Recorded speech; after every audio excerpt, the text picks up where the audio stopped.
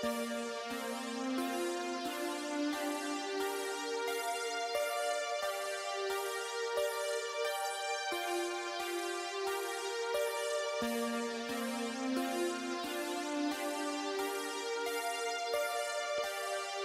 occasionally think how quickly our differences worldwide would vanish if we were facing an alien threat from outside this world. And yet I ask you, is not an alien force already among us? From the gates of Mount Rome to the far corners of the endless highway, wherever you are, welcome to the show.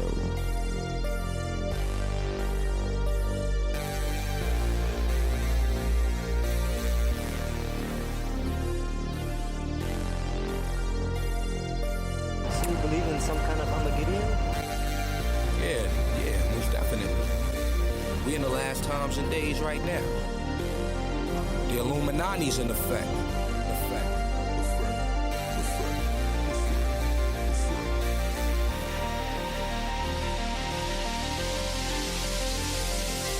Hello, everyone, and welcome to another episode of the Unfiltered Rise and the Sixth Sensory podcast, because it's both of ours today.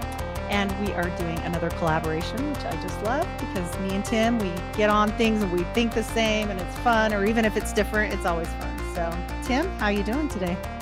Hey, I'm good. Thanks for introducing me. So glad you came.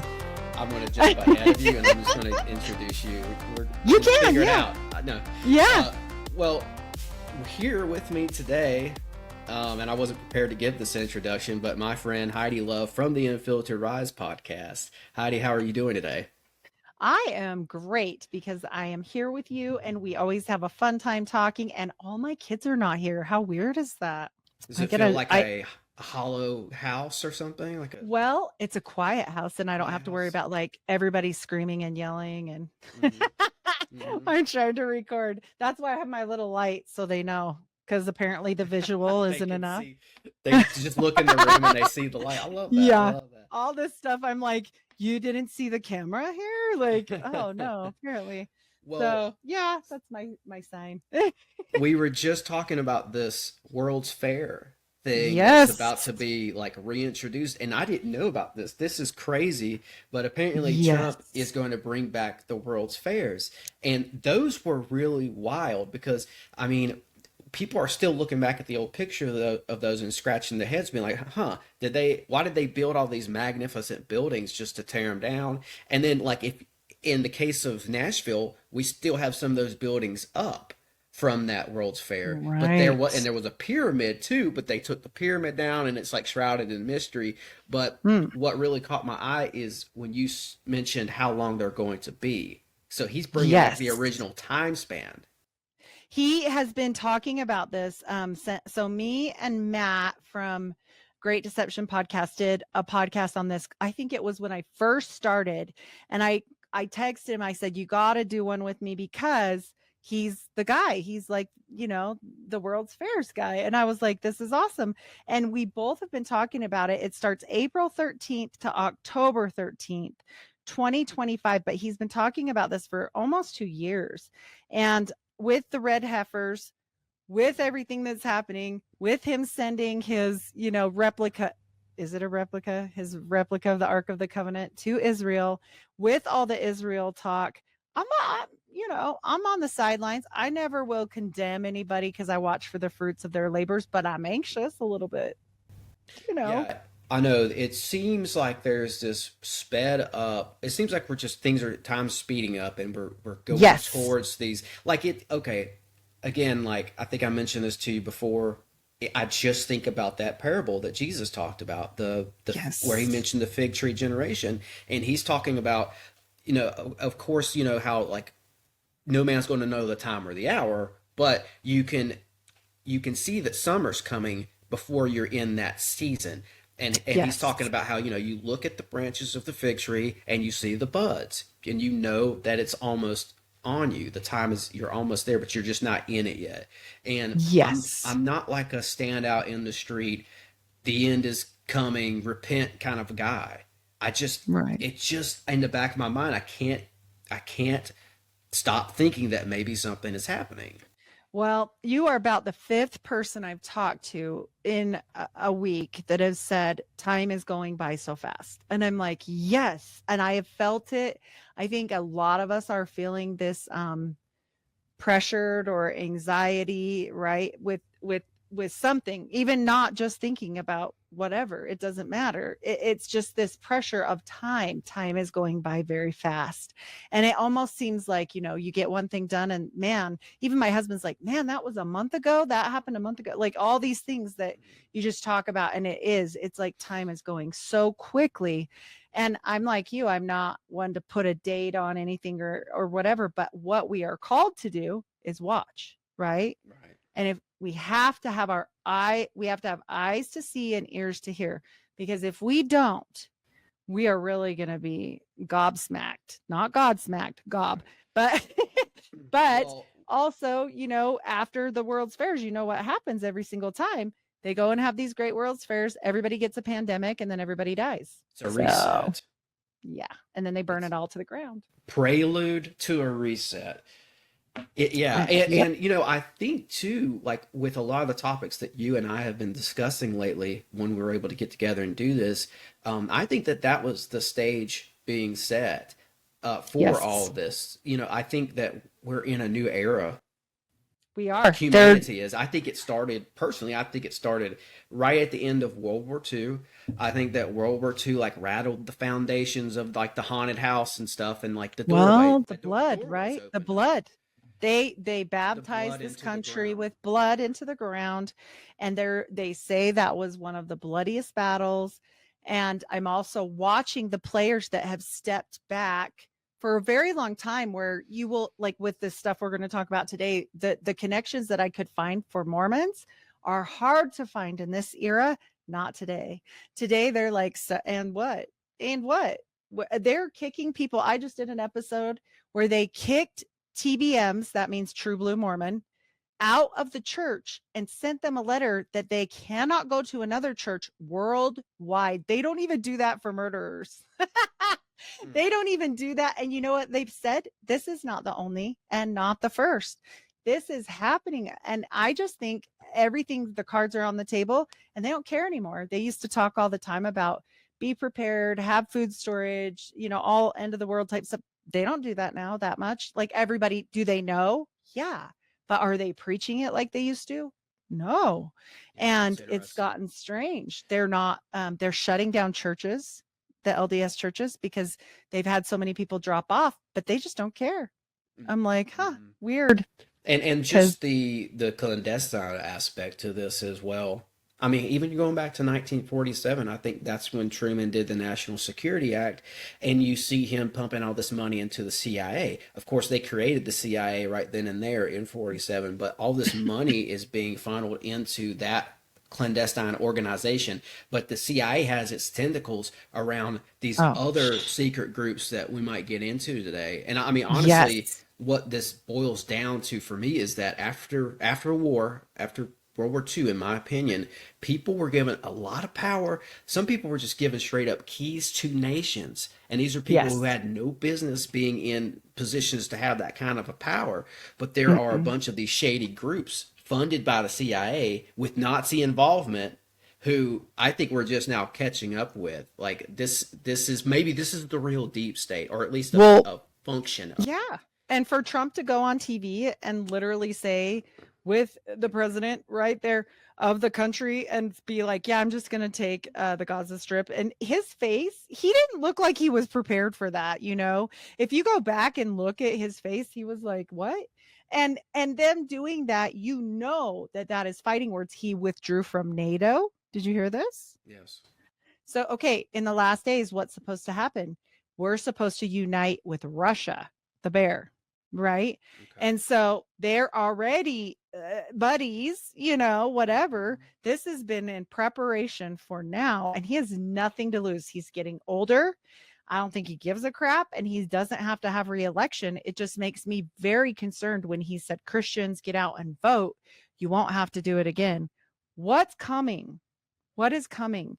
They gave the FAA over to Elon Musk. Do you know this? No, I didn't know that. So in the aviation administration. Yes. And why does that make sense? Because if we get in a crisis situation with these tariffs that they're stressing and everybody's all like, yay, like we're getting ours back. And I looked at my husband, I said, hold on. I'm not dissing Trump just to diss Trump. That's not, I don't care. Like I literally have no skin in the game for this. I'm just watching. And here's what I know. If you do that, it's going to raise the prices even more so. And people are going to stop shipping in. So we're going to have shortages. Then we won't be able to leave the country because if they decide we shouldn't for some reason, like, I don't know, an illness or something, then they can lock us down. And in the end days, what does it say? You will not be able to travel. So I don't know. It seems very weird. And when I was in California, we literally saw one of Musk's. I got to post it. My husband got it on video because I was like, is this the fireworks or what is happening? Like, and we were just standing there and he's like, I don't think this is fireworks. And so I'm trying to look around and he's like, I don't see why they would have any. It's not a holiday or anything. So we're looking and it was one of Elon Musk's satellite things he's shooting up there for that. And I was like, okay, they're going to lock us down with a digital like zone, you know. That's my theory on what this New Jersey drones thing was all about. I feel like they were doing a digital mapping project. Yes. For over that region for some reason, and probably because of its proximity to the ocean.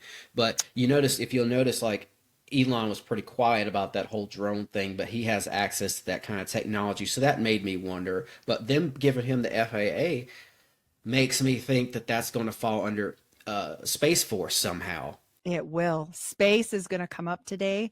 And I'll tell you, I live by the Air Force Base. They have started night bombings. They sent out like testing, you know. They're not doing it during the day like they normally do. We're in a flight pattern. It's loud as hell. Like they've always got the jets going over our house, but that hasn't been happening. What's happening is it's happening at nighttime and they're doing testing. And my mom told me that she's watched the news and she knows I don't watch the news because I just can't do it. And so she said, they said that was going to happen. Well, we're going to talk a little bit about why that happens and why it matters. And you're absolutely correct when you say aliens. They are bringing something here. I think I said this earlier to you. I'm really curious if we're going to see more of that strange UFO connection come up today. Like that's been a thread that we've seen in some of our recent episodes, the whole UFO thing. But like I should broaden this too, because I was talking about 1947, and I do think that was the beginning of a new era for us, for humans. But not just 47, like from 47 on up until JFK, it seems like there was maybe a decade or more, maybe even 47 to 67, somewhere in there. You see the setting of the table for where we are now. And, I think it's NASA. I think it's Space Force, Nazis, JFK, and a bunch of other stuff that we've missed in this country for at least a century or almost a century now. My grandparents watched the news every day and they believed all of it. Yeah. And that's why we have to relearn everything now, because we don't know anything, because, a lot of people come from families who, they were R's or D's, but they were being fed all the information that they think they know. So it's time to go back and look at all these things and untangle them. Well, and what they did in 2020 plays right into this. I think that was a grand scheme. I mean, it was planned, we know. And I'm watching, I was trying to explain to my mom today, like, Bill Gates, he's got like all these heirloom seeds all in a frozen like freaking thing out in the middle of nowhere. And he's saving these heirloom seeds and they're buying up all the farmland and they're doing all this stuff in conjunction, like the next in line is the LDS Church. And I've come to find out that the church, who has always been very good about taking care of their people, they pride themselves on not having their members go to get welfare. They have their own welfare system. This is one great thing about the church. They are self-sufficient, but it's based on a communistic system, and it's going to come up today. The first one that was made with Joseph Smith, that was called something of Enoch. And I'm like, okay, he wasn't supposed to have read that book because he's supposed to be an unlearned farmer, dumb boy. And so I'm like, no, he read it, and it was a communistic system. And, you know, we're going to talk about some of this stuff. And I think Gates, I think it's weird. Mm-hmm. I just want to say this. Gates represents to me whatever the new version of Permandex is. I think it's ran by people who have ties to Gates or people involved with Gates. And beyond that Melinda Bill and Gates Foundation, or whatever that is, their money organization, I think that's what we're looking. We need to keep that in mind when we look at groups like Permandex, because I think that those kind of groups, yes, they were doing coups and assassinations, but they were all about money laundering and moving big sums of money around. And Bill Gates is a good example of how that's happening in modern times. I don't know. Are you planning on getting in the Permandex much today? Yes. I know we talked about it. Okay.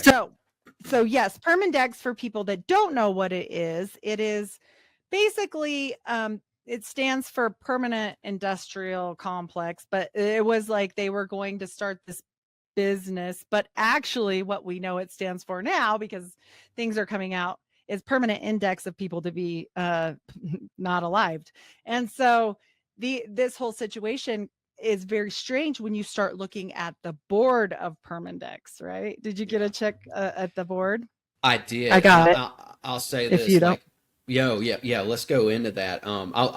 We can get to my stuff later, but I focused more on the Nazi network surrounding Permandex. So we'll get to that later, because it's going to make sense. But yeah, as far as Permandex itself goes, I looked at the board a little bit, and I'll let you run with this. But I noticed Clay Shaw was a name that stuck out to me, and Bloomfield.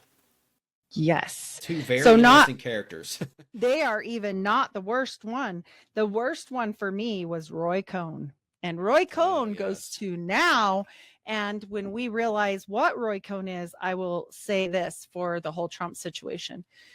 The only reason why he would ever let anything out with knowing Roy Cohn, your mentor, your guy, and Resorts International is going to come up today. He was involved with that. He was involved with mob stuff. So to let all this out, it's going to make him look bad. So why would you do something that's going to make you look bad unless you have an agenda? And what's that agenda going to be? For me, I truly believe this is going to launch Project Bluebeam, because this is going to get into aliens, and you're not wrong. And when we talk about quote unquote aliens, I'm talking about networks of probably other worldly entities. We'll just call it that. I don't think they're from per se other countries. They might be extra dimensional. Other planets. Right. Yeah. Interdimensional, extra dimensional, under the ground, wherever they are. Yes. And I think, my mom told me this weird story about my uncle telling her all about how he was really high up in the Mormon church, and how he knew that space travel was possible because he had helped people in and out of space, like a portal type thing. Yeah. And I was like, what? And I mean, if she told me that 30 years ago, I'd have laughed. But now I'm like, it's probably possible. Who did he work for? That was with the church. Yeah. Well, there's this crazy Mormon tie with, even back when I was looking into this whistleblower who popped up on Reddit for a couple of days, and then they took it all down. But he was talking about how he worked at this secret facility. And was it in Snowflake, Arizona? It was over in that area. It wasn't in Arizona, but you're good. Sorry, I got and then but no, you're talked good. About how they were compartmentalizing sections of this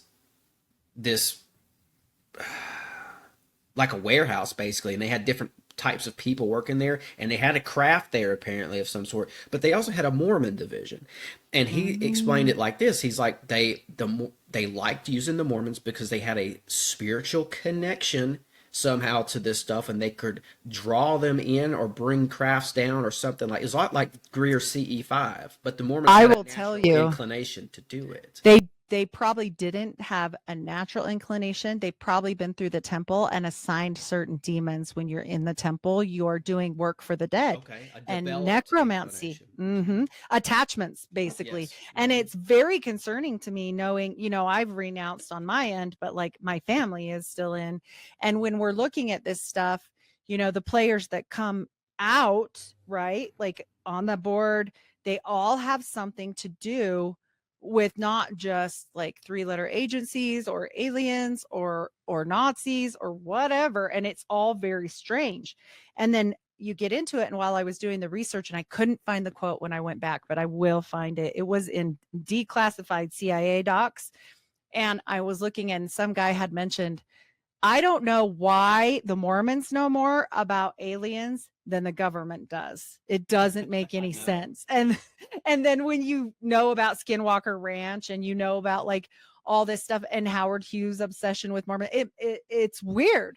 It's weird. And the CIA ties, because the CIA, from what I understand, that Brigham Young University is a honeypot for CIA to recruit out of. They love the Mormon people. Yes. Well, because we're halfway MK Ultra at that point. And on top of it, you're talking about elite families. So I'll tell you this, like there's, and I've done a show about this, where these elite families will go on missions to certain places like Germany, England, whereas maybe somebody like the kid down the street might just go to Arkansas. No biggie, but they place these people in these positions, and it makes perfect sense. Like, oh, they're just on their mission. Were they? Or did they go away to a mystery school for 2 years? Well, see, that's the thing. Like this whistleblower I was talking about, he told a story that happened with one of these Mormon girls in the program. They were having a bonfire, and this was not at work. This was outside of work. And there were like civilian people at the bonfire. And this Mormon girl got a couple beers in her, and apparently she brought down a craft in front of everyone right there at the bonfire, and they had to discipline her. And that's in this whistleblower's statement. He's talking about this Mormon division, and like one of these girls literally did it out in the public and brought something down or something through a portal. Yeah, however you want to look at it. Right. Like, that is something crazy. Weird. Yeah, something weird It happened. just made me think about the CIA connections with the Mormon community. It's just out of this world. Well, there is this weird. You know who Fritz Springmeier is, right? Being into conspiracies. He's the OG, right, of conspiracies. But he has some books out, and he talks about Mormons in them. And he says that they are literally a 13th bloodline, Merovingian bloodline, where they believe they are, descended from Jesus Christ, like literally. Yeah. And it was in a vision. I finally traced it backward, because I was like, where is this coming from? And they all inbreed to this day, have babies with their uncles and brothers and stuff. And they're a sect of polygamy. And these people are high up in the government and very wealthy. And it just makes you wonder, like, what is going on with that? But they are said to be Lucifer's bloodline. Well, that goes back to the God Kings too, and maybe even what's his name, the Tomb of Gilgamesh, and the Nazis were looking for that stuff too. They were in Iraq looking for these DNA bloodlines that go back to the God Kings of the old Sumerian Empire and everything like that. But the bloodline thing is crazy. How it goes back to like Nephilim and maybe even like vultures and stuff like that. I think it does go deep, because they literally believe that God was a man and he had relations with Mary, and that sounds like fallen angels to me.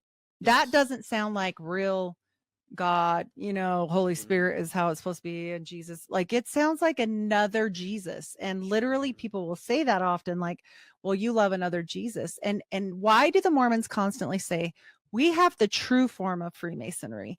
We have the keys to the kingdom, keys. And I'm like, they have something. Either it's blood, and there's all those nobility. We'll get into that another time, but it's very strange when you get into all of that, and then I saw something about the Pace excuse me, family that Ian Carroll talked about today. And I was like, this is a little bit weird because when I look backward, it sure enough runs into some strange things with the Mormons. And I'm like, this is interesting. I'm doing a little bit of a deep dive on it right now. Oh, that's but cool. as for I guess Permandex kind of gets into some of this stuff. I mean, it seems like what happened there is Jim Garrison uncovered Permandex in his JFK investigation, and it seems like it was like almost like it was a peek into the underworld of the CIA front companies that move this money around, like Bill Gates does, yes. And they also, it wasn't just about moving money; they also carried out assassinations, and that's what Permandex kind of represents for me. It was like Garrison is looking for a killer, but he stumbles on a global clandestine cabal. Yes, perfect. And here's the people, they don't make any sense. When you've got Louis Mortimer Bloomfield, Fernek Nagy, a former prime minister of Hungary, Giorgio Montello, Roy Cohn, and Joseph Bonanno, like a literal mobster, Jean de Menil, Paul Regandorsky, Count Gutierrez de Spadorfa, that's Mussolini's bureaucracy. We got Hans Segelmeyer, he's a really big deal banker in Basel. Carlo De Angelo, I think that's how you say it, Angelo, but he's the attorney for the House of Savoy. That gets interesting. Yeah. Max Hegelman, Minar Shabargi, Giuseppe Zagatti, Italian fascist, Fernek Simon Frey, and Clay Shaw. Clay Shaw. Can I go back to the Basel part for just a second? You bet. Because that's in Switzerland, and I feel like Permandex maybe was in that region for a reason, because that's the main global hub for private illegal money operations. Switzerland is. They're known for banking with the mob or anybody else. They let anybody move money through the Swiss banks, and the Nazis did it too. So, but it's interesting that Clay Shaw, of all people, is involved with this too, because I think I even said last episode, and I take this back now, I thought that maybe he was like a small fish. Maybe he was like a CIA wannabe. Now I'm starting to see that he's a bigger fish. He's a very big fish to fry. And here's the thing is all of these people don't work together naturally. Like you don't normally have the CIA with mobsters, with ex-fascists or current fascists, all these things. And it doesn't make any sense when you look at it on a base level, especially with Bloomfield, because his connections to Papa Bush. Exactly. And that gets weird. And we'll get into that. That possibly got him killed, not to jump too far ahead. I think it did. I really feel bad for him, actually, in a lot of ways. Should I just tell people that he was exchanging letters, Bloomfield was, with George Bush? Of course, that's another CIA connection. Yes. And, I don't think it worked out well for him. Well, and it becomes, so again, who's Permandex funded by? H.L. Hunt, Halliburton, which goes into Bush, again, which goes into who? Howard Hughes. We're going to get back to the Mormon mafia, and there's a whole bunch of people. I mean, it's a lot, but we get in also funding Bell Aerospace. Okay. That's definitely going to hit Howard, These people are majorly connected. So it sounds like they are funding it. Where it's going to sound like we might be reaching, but people just got to hang with us, because that's how connected these people were. They went to the most random corners of the earth and had connections there. Like Permandex was even a front company at one point for Mossad. Oh yeah, and the Crown, Crown, which is wild. They got thrown out of Italy for being like a spy. So they're spies too. So there's all this clandestine business about this. It's basically assassination for hire business, and they tried. They did actually complete many, messed it up with Charles de Gaulle quite a bit. But I will say this, like there's a branch diagram that I found on Permandex, and it says like Crown at the top, and then it branches off down, and then it goes to Permandex and Hollinger, and then in the middle it goes to the 1001 Club, and that is going to be super important when you talk about philanthropy. And then it from Permandex goes up straight to Division 5, and so we're talking straight up FBI, CIA. This is all very, very suspect. And some people will say, you know what, this is from the Torbett report, it's not true. You can't just disregard, because even the Garrison report, 17 witnesses were dead before they could ever get to the courthouse. So that's, part of why they called it off. Yeah, the Torbett report is interesting in several regards, and I'll probably refer to it. I will say this, I think there might be some misinformation in there. I think there's truth in there mixed with a little bit of non-truth, and I think it's probably because the guy who put out the Torbett document was, a self-proclaimed, he was part of LBJ's camp. He was, so that's a red flag, but I think there were truths in there. And I think they always do that, right? They have to mix the truth with a lie, or we won't buy it. There's some of that going on, but I from what I could tell, I feel like Permandex was like aerospace in the regard that they were messing with Hughes and like Halliburton, right? I think that Permandex bids for contracts. I think they they also straight up had NASA contract. Part of their funding came straight from NASA contractors directed by the Defense Industrial Society Command. Straight up. I know somebody in aerospace, and that's what they do there. They bid for contracts. So like 2 or 3 different companies will get a contract that they're now competing for. Yes. And one company will get the contract at the end of the day, but it creates this competition. So I'm wondering if Permandex is similar, where they're but it's assassinations, like they're bidding. Well, and why are they assassinating everyone, right? And I'll tell you, there is a secret space, and I know you know this too, because you follow the same stuff as I do, or go down the same rabbit holes at least. And there's a separate space place other than NASA. There's 2 factions of space. And I think with Trump, we're seeing this come alive again for the first time in a long time. And it actually doesn't have to do as much with space as UFOs or aliens, right? And so when we get into this, literally, E. Howard Hunt has told Caddy, one of his friends, that the whole reason why he did it was to protect the nation's biggest secret. And he said, well, what's that? Because he was being sent off to prison at the time. And he's quoted on record as saying, it's the alien file. Yeah, it's the UFO. Yeah, because Kennedy was wanting to share what we had on UFOs with the Russians for several reasons. One reason being he wanted a joint space program with the Soviets, and that would have ended the Cold War, and that would have been great. Probably would have ended it. But also, I think he wanted to. He didn't want them to bomb us every time they saw a UFO. Exactly. That was what he was hoping to do, is to make it friendlier air. Friendlier. Like, don't kill us, it's not us. Yeah. Right, exactly. But you got to think about what's in those UFO files. Yes. And it gets crazy because we had all these, we've had people think about Project Blue Book. Yeah, that's the one we know about. But there are crazy files on UFOs. Gemstone. Oh my gosh. There's so many things that are and X Protect is supposedly this. And shout out Dark Journalists for doing a lot of this work, because I've learned a ton watching him, and it's not just from him. It's a lot of books, but obviously you got to give credit where credit's due, but he talks a lot about this Hughes connection with all of the CIA to the X-Files and to this whole situation. In fact, there's rumors, and I haven't been able to find the proof definitively, that Howard Hughes had his own hangar at Area 51. And so that's weird. Like, why would he be able to do that?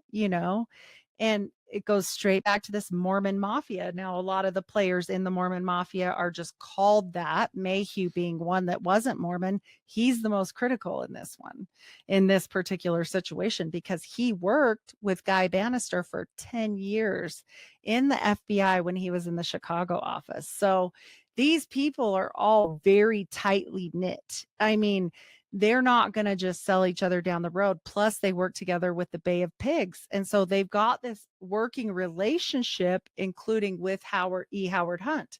And it's all going to become extremely important when you get into what the hell happened. You know, like why was this allowed to just be done? Well, you know why it kind of even got started under Hughes was because he wanted to have his medical institute cover all of his taxes, and he wanted to put it underneath that as a shell and say, like, look, we're just doing this and it's all philanthropy, but really he wanted to put all of his aerospace underneath of it, which gave him the ability to then fund the CIA and bankroll the CIA, which give them way too much power. And that was what Kennedy was slowly trying to pull back, you know, and that was pretty much what probably caused his death, was because he was informed. He was one of the first presidents that didn't have a need to know basis, because he was already secret clearance himself in the Navy. So he knew enough to know there was more, and he wanted those files. And they told him, no, you're on a need to know basis. And so he fired Alan Dulles, and that is just not, that's not done. You know, Dulles was a force.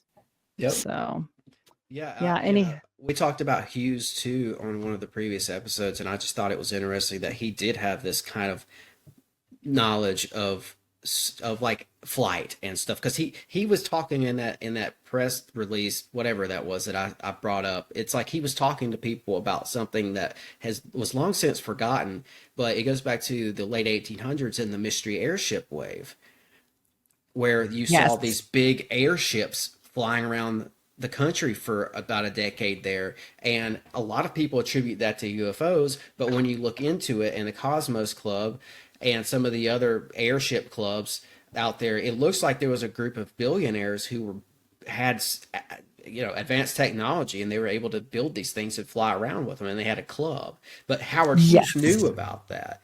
But he also seems like he's in the same circles to where he knows about the UFO stuff too, the stuff that's not made here on this planet. Well, I'm going to give you a nod to how he knew. Project Azorion, which we have spoke about, that was where they were drilling and trying to get that boat where it would like go down and get the submarine that was sunk, right, and pull it out of the water, because it was a sunken Russian one, and they said they were going to do some drilling around it so they can get back up. And the funny thing is it's called Project Azorian. So I looked that up because on all this like dark journalist, he talks about theosophy so much. So I was like, I bet Hughes, because he was always saying he knew about aliens and stuff. And sure enough, that Cabal, that place he bought, that island, is actually rumored to be part of Atlantis. And not only that, but Azorian is a name from the Atlantis story. And so I was like, this is too good. Like he knew, he was shoving it, or the CIA was shoving it, one of the two, right in our faces. And they did that other Zapata oil project with Bush when this whole, Cuban stuff was happening. They wanted to assassinate Castro, and they were actually training people on that island, and it leads to the Bay of Pigs. But Bush is the one there with Zapata oil as the cover, but they said it happened when the ocean was the lowest it had been for a long time, and they were drilling. I think they knew that something was there, and they were trying to get their hands on it. Well, this is kind of crazy, but I think that this knowledge of flight and humans getting their hands on the technology to fly around in something other than an airplane, right? Something weird. I think it might go back to Atlantis, because there's a story about this archaeologist in the 20s. His name is Kinnaman. They, on the south wall, I think it was the south side of the Great Pyramid, they found a little room there. And inside the room, they found all this stuff, but part of what they found were like instructions on how they built the pyramid, and included in that, they were using flight. They had some sort of a flying device that they were using to help them build the pyramids, and it was Atlantean. So, and that stuff is, they decided, the archaeologist he was being looked over, I think, by the Egyptian government and by the British government, and so they squashed it. They said, we're not going to tell the public about this. But I know that's kind of a crazy side rabbit hole, but like, no, actually, might go back to Atlantis. Well, and then we get into the Two-Eye Stone and all that stuff that goes with it. Did they find something there? And here's the weird thing. There was this cartoon, and people will say, oh, it's just a cartoon. Okay, there's a cartoon from when I was young showing how the temple in Salt Lake City was built. And they were like magically floating the stones, these big granite slabs and floating them to the temple. And it was just a cartoon. But it was weird. And I remember thinking, that's not how they showed it in the pictures. And even one stone would take all day. Like the quarry was really far. And I never did buy that. I was like, it must have been here or something. But honestly, I'm telling you guys, like, this was a real thing put out by the church. I think that's exactly, from what I gathered about looking into Kinnaman, that's what they found. They were floating these big stones, but they were up there in the sky in some kind of a craft doing it. And this is one of the same archaeologists who worked for the Smithsonian, who was over there messing around in the Grand Canyon and found all that Egyptian stuff. But I'll say this and I'll get back on Permandex, but like the Atlantean flight thing might go back to Cain, and because in the book of Genesis, where he goes to start a new civilization, a lot of people have suggested that may have been Atlantis that Cain started, or it may have been Atlantean-like. So I just thought that all that was interesting. But well, it definitely wasn't too far off of where I was going to go, because Howard Hughes had Van Tassel. He actually funded Van Tassel and his space, pass machine and time travel, and he funded that. But not only that, he was obsessed. And this is where I got a lot of my information, was from Meyer's book, Age of Secrets, where he talks about how he was obsessed with getting the AEC to stop bombing or setting off explosions at all anymore. And he was like, you've got to stop. And he had like his own psychic and all kinds of stuff. And people will just say he's imbalanced. But here's the thing about it that was weird, is he was like, you have to stop these. And then we know Parsons, again, we get back to, blowing things up. And he was kind of concerned about stuff like that too. And then he gets blown up. So I think they want this knowledge. That all goes back to 1947 to Van Tassel and Parsons. They were both out in the same desert. They didn't know each other.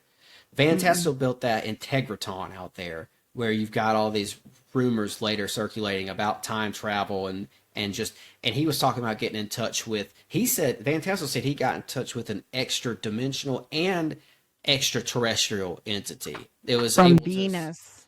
Somehow. But it's weird because Van Tassel, he leaves his job at Lockheed. He just up and leaves, moves to the Mojave Desert, establishes one of the biggest and most well-known UFO centers of all time out there.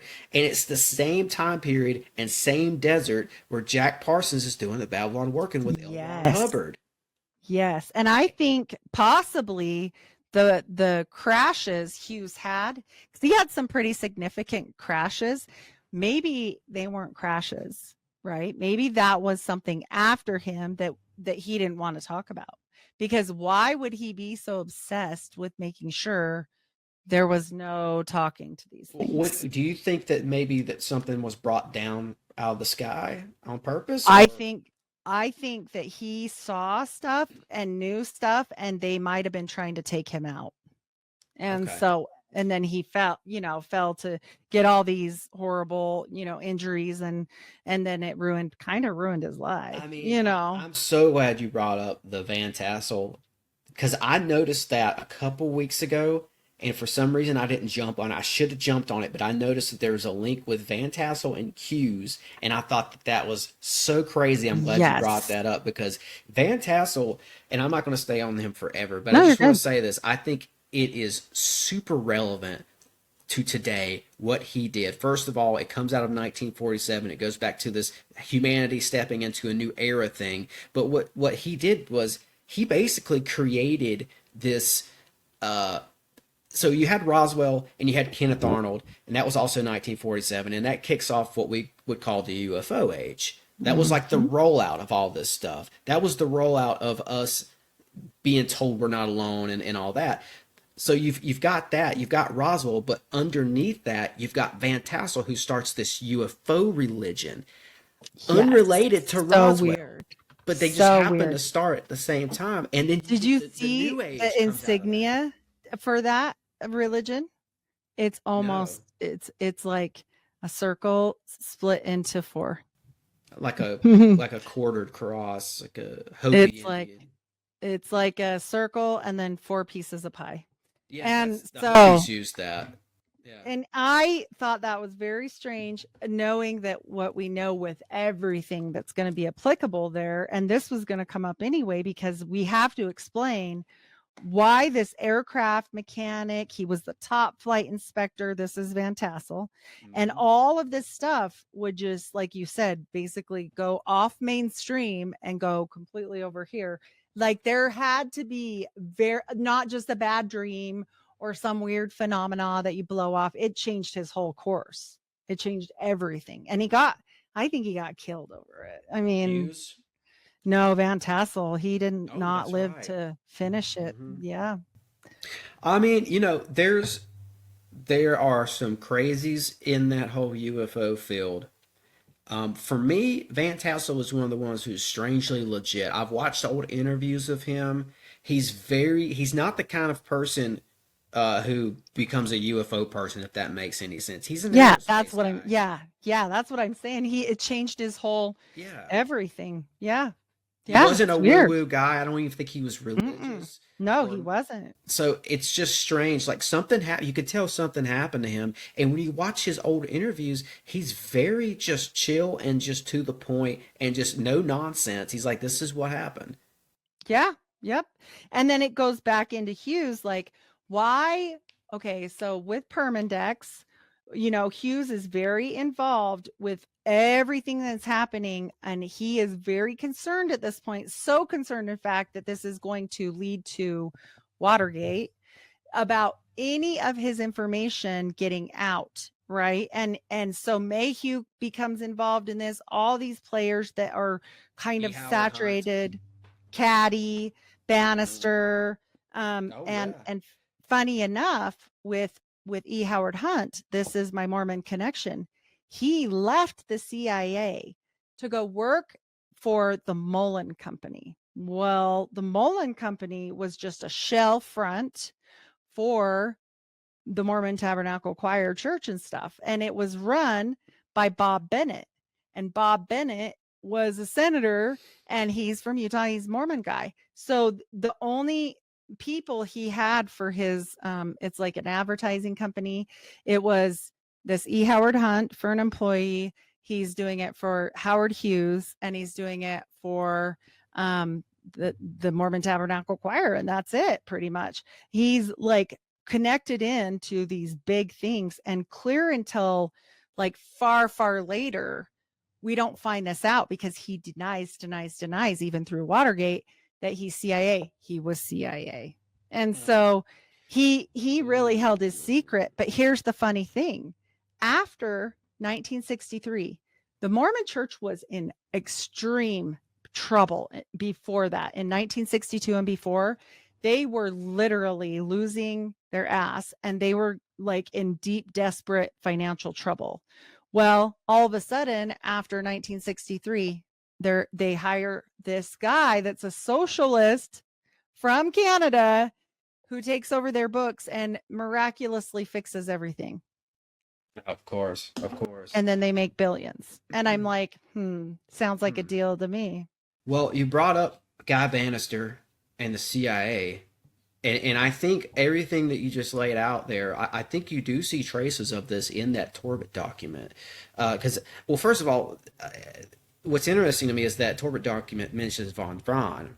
And it says von Braun started an organization called DISC, which is Defense Industrial Security Command. And it was like this kind of a covert group involved with the secret space program. But when you think about the name of that, it sounds just like the military industrial complex, right? It's Defense Industrial Command. And if you jumble that up, you get military industrial complex. So I think that it backs up my theory that von Braun and the paperclip Nazis are the military industrial complex. But also you get Guy Bannister in that Torbett document. He's this UFO investigator. Yeah. Who's like the X-Files guy for the FBI. And he's a part of this New Orleans group of guys that's associated with Oswald. And just the fact that they called this DISC, it almost suggests that there's like a UFO connection. I just think that that's uncanny terminology. It's so weird. Yeah, he was involved originally in the Maury Island affair. Yeah. He was involved with all this. 1947. Yes. And he's a key player. Like these people, even down to like Marina's dad being like intel, all these people are like weirdly intel. And with Oswald, he worked at the Riley Coffee Company, and every single person that worked there ended up working at NASA. It's like, what does coffee have to do with NASA? It doesn't make sense. It doesn't. No. It makes sense when you look at what we've suggested, and that there's major intelligence ties and happenings here. But when and you see it with Bannister, you see it when he died. By the way, that was under suspicious circumstances. So suspicious. What did they do? They swarmed his house for files.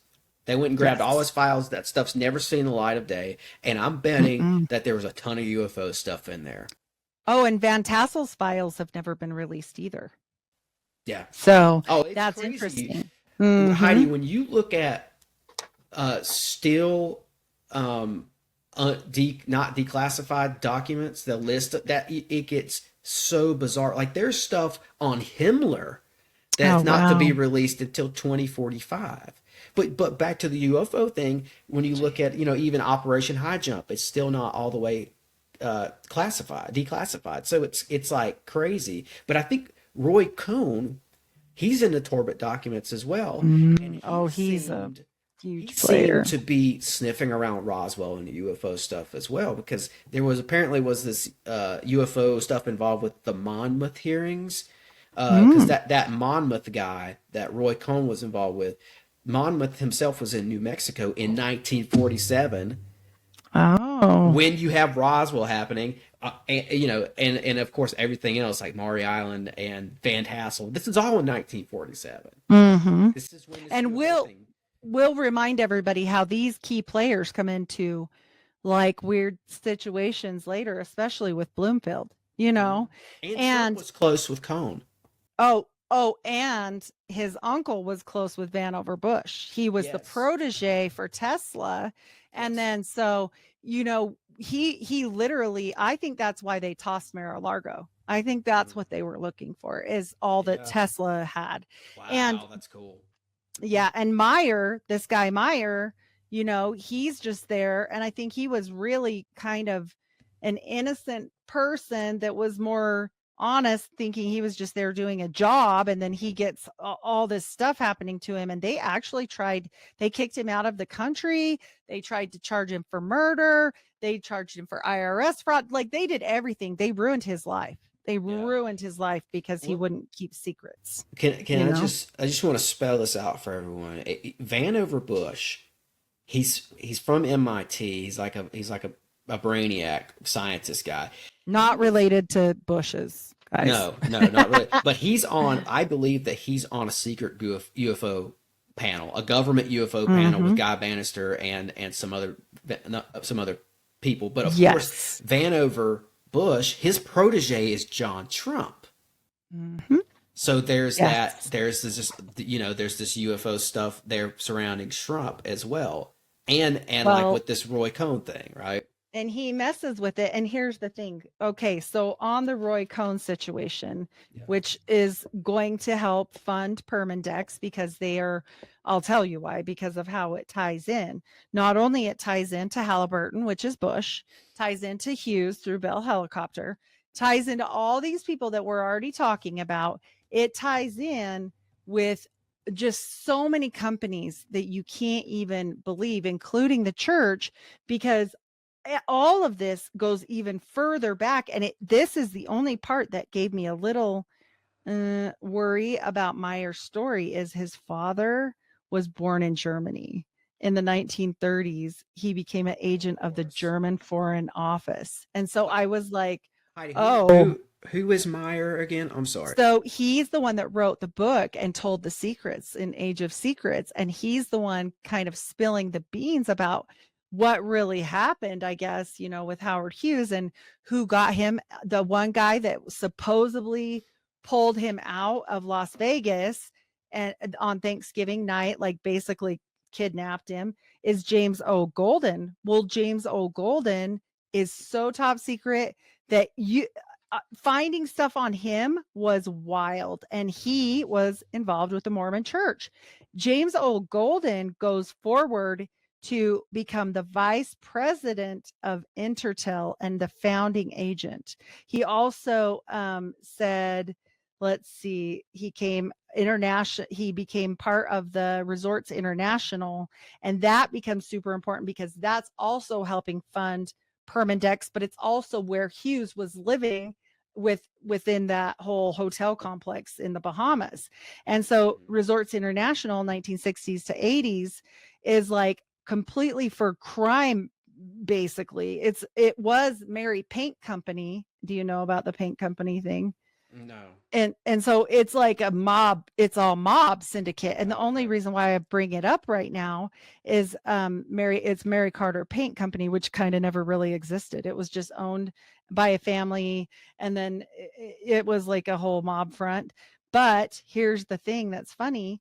Later, Trump gets involved, takes over Resorts International, but he didn't get it easily. He had to fight for it. And there was this big court battle with it. And guess what he names the damn hotel? The Atlantis. Wow.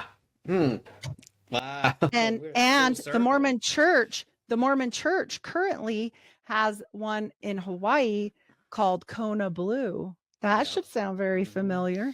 Well, I think Trump being close with Roy Cohn, there's to me it smells like there's UFO stuff there. But I watched this Trump Zelensky argument that they just had recently with the vice president and all that. And if you'll notice, you'll hear Trump. He kept saying to Zelensky, "You don't hold the cards. You don't have the cards." And I think that's what Trump did with whatever Cohn told him. Whatever he learned from Cohn, he used that as cards to hold in his deck. I think that's how he rolls. Yeah. Cohn was. Yeah, but I think Trump, just on this UFO topic, I think I've suggested this, I think, before, and I do think that he knows more about UFOs than he knows. I think he knows all of it.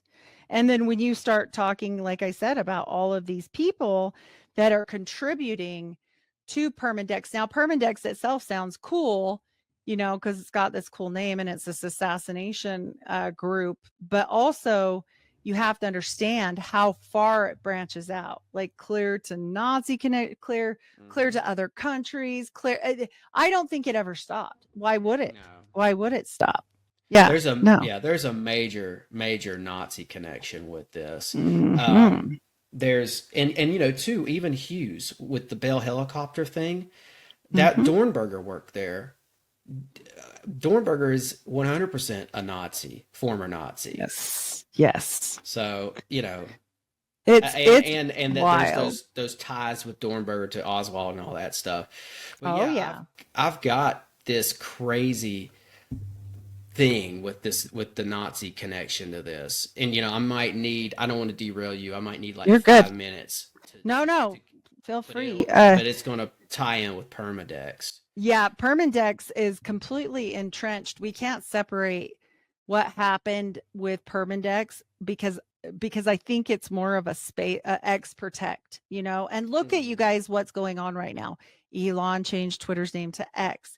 Everything's X. They're showing you right in your face, literally. Like they're kind of nodding to it. Then we've got Werner von Braun writing that Mars book about Elon before he was ever born. You know, weird stuff. That X protect is that's kind of a nifty, cool little term that dark journalist uses to describe this file that they're keeping from the public or something, right? Isn't that how he talks about that a lot, right? Yeah, it's basically the secret. It's okay. So how I said that Kennedy was trying to take back the space program under his thumb and put it underneath the army, and they were having none of it, and they did not care. They were like, whatever, you can fire Alan Dulles, but we are all still soldiers. We're going to keep trucking on. And they didn't let the person in that took over.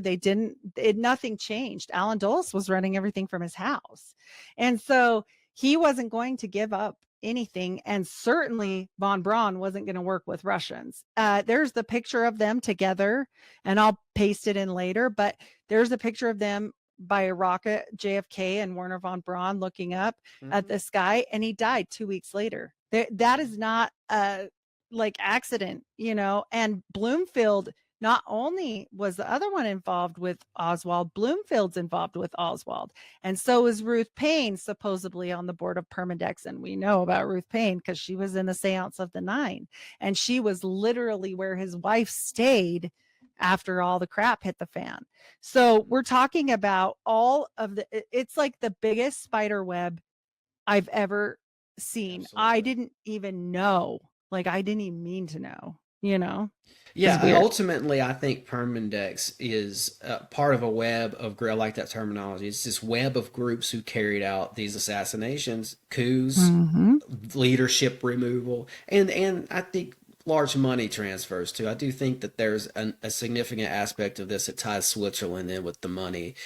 And, you know, when we talked about doing this episode, I was going to focus on Permandex, but I accidentally opened up a Pandora's box that just, you know, got me down all these long roads where these tentacles just kind of wrap around the globe, you know. And I've heard researchers say that they think that there's a fascist international connection to all this. Yes. And I agree. I think I found it. Ooh, do tell. Okay, so there's a story I came across in my study of occult Nazism that in August of 1945, on the heels of Germany's surrender, the Americans get a hold of Reinhard Gehlen. He's a Nazi. He's Hitler's top spy master. He's an intel agent against Russia for the Nazis. Major Nazi. The Americans get him. They put him in a blacked out van, and they kind of treat him like a war prisoner in front of the press. But once he gets in the van, they don't take him to jail. They take him to like a swanky tailor, and they have him fitted for a suit. And of course, overnight, he goes from being a Nazi to working for us. And what we did was we took his Cold War assets and we just put them under our wings. They used his pre-existing spy network and just gave him a job. But what he did was he went on to build. Gehlen built this very Permandex-like operation that I think was working with Permandex actually. But here's the kicker. After Gehlen joins the U.S., Alan Dulles is involved with it. Alan Dulles funnels him $20 million in CIA funds. Ooh. Dulles then has Gehlen create this secret mercenary force, and he has them go on all these missions in other countries. So, and some of those mercenaries working for Gehlen and work for Dulles, they went through a CIA base in Atsugi, Japan, where Lee Harvey Oswald was stationed. Oh, wow. So that's another Nazi connection. So what we're seeing here is Nazis working with the CIA, working with Oswald. There's a clear tie here. And Gehlen may have been directly in contact with Oswald, because Oswald was said to have spoke decent German. That's a part of the Yes. JFK Oh, stuff they that said gets super overlooked. good. Yeah. That yes. So 100%. there's what I found here was, and this is the Pandora's box thing that just came that flooded me. Like there's multiple Permandex like operations. Agree. A lot of them were ran by Nazis, and so you see this coming out of the 50s and running throughout the 50s, and it leads right up to JFK. Yes. And this one in particular just happens to be ran by Reinhard Gehlen. And Bloomfield is the attorney for Bronfman's. You want to talk about freaking Nazi connections, like the Bronfman family and the Seagram's fortune. So you're not wrong. Like that's kind of the Canada version of that. And again, here we have, you know, he's connecting with Lee Harvey Oswald. Why? Because he's this white Russian guy that's going to just be nice to him. That doesn't even make any sense. Like they're not in the same category of life, right? Like at all. And then, you know, we got Shield on top of it. He's got like a KGB chief. They say that he was a KGB first chief. Mooresfield, yeah. Mm-hmm. Yeah. Yeah, he's wrapped up in this. So he's in it, they're in it, like President Bush, like all of it. And I'm like, okay, this is getting a little wild. Like I didn't know that this was all going to happen, right? But when you talk about Shield, they try and distance and say, oh, he just talked to him once. No, he begged for his life from President Bush on an actual paper. He said, can you help me with this whole situation? And he didn't do it. He didn't even acknowledge it, but he knew him from he was like a roommate, like an uncle of his roommate. That's in college. And they knew each other well, very well, you know? And then on top of it, he was actually friends and acquainted with Jacqueline Kennedy's father. He tried to join the OSS, CIA, but he was rejected because he's a Nazi sympathizer and possibly a German agent. So when we're talking about all these people, when we're looking at it, you know, it's definitely a German Nazi type connection. And he got killed. They called him for a congressional hearing, and then he apparently unalived himself, which. Well, you know, I think personally, the OSS, which then turns into the CIA, I think all that was based off of the Nazis in the first place. I think they got that idea straight from the Gestapo, the German Gestapo. Yeah. And you know, of course, it turns into the CIA. That's why we're talking about Alan Dulles here, because he's this menacing figure from history that has his hands in a lot of shady pies. But you know what else I found? Dulles actually, I think, funded Permandex as well. Yes, I think he was on the financier. So how shady is that? He's funding and kind of ordering around and working with this ex-Nazi, doing this mercenary group and Permandex. So I think they totally work together. Like Gehlen's group and Permandex probably work together. Oh yeah, and then. Yeah, I mean, there's like you said, there's sub Permandexes in Italy, there's sub Permandexes in Germany. You know, they're talking about getting money from all these people, like basically senators, president, you know, German people that are questionable, Roy Cohn, who's even more questionable. You know, we're talking about some big players here, and you can't just write it off. Like people say, well, that's weird, there's no proof or whatever. There's a lot of declassified docs that do support this. Oh, there's proof for this. Even in 1953, when we overthrew Iran's leadership, that was Alan Dulles and Gehlen who did that. And they put a CIA guy in.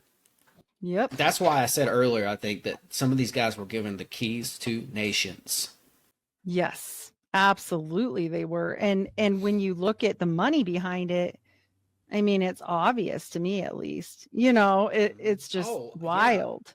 Yeah, I'm glad you brought that up, because the Gehlen story has another interesting element here, because he actually surrendered to American. I think it was like an American Army detachment in the Alps. So he saw that the end was near for the Third Reich, and he gets out of Germany and he goes down or goes up into the Alps. He takes all his files and probably riches, I suspect, to Switzerland, and he buries them in the Alps. But you see this happening over and over again. If they don't bury it in Switzerland, they turn it over to bankers in Switzerland. So I think the role of the Swiss banks is significant in this way. A lot of these guys stored their money in Switzerland, where they were supporters. The Swiss banks, Credit Suisse is one of their supporters. And I mean, it's right there in black and white. Like you can see it, like it's on declassified papers. I'm not just talking about the Torbit or like whatever, because people want to blow that one off all the time. And then you get into like IG Farben, that comes up. That comes up with interest in Nazi bankers, and they're subsidized by Nazis. So all these people plus Hughes, it seems like, have their hands in a lot of stuff they probably shouldn't, you know. You can even see traces of this. They're not even traces. It's just out there in the open. Like Switzerland, their neutrality was a political move. Yes. That enabled them to be like everybody's favorite banker, and at the same time simultaneously keep them out of wars and for conflicts and having to put all their money into defense and an army. And you see that they emerge as this major global power hub, where now you have Davos, you have CERN, you have the World Economic Forum, you have the banking, all that's out of Switzerland, and of course Permandex. Oh yeah. And then we've got another little piece of the puzzle that heads back to the Mormon ties, because the YAF comes up in this, the Young Americans for Freedom. And this is like supported. Well, it was completely made by E. Howard Hunt and co-founder Douglas Caddy. But who funds it? Hughes. He's involved in it. And E. Howard Hunt, I mean, he's completely involved with this as well under William F. Buckley. He's the one that founded it. But E. Howard Hunt is with this. And who does that go back to? Once again, we go back to the Mullen Company with Bob Bennett. Bob Bennett comes up so much, and people get mad at me because he supposedly was a super nice guy. He looks like he was a super nice guy. That's great. But I think he was way important, and he was actually 100% involved in everything from Watergate, and he walked away clean.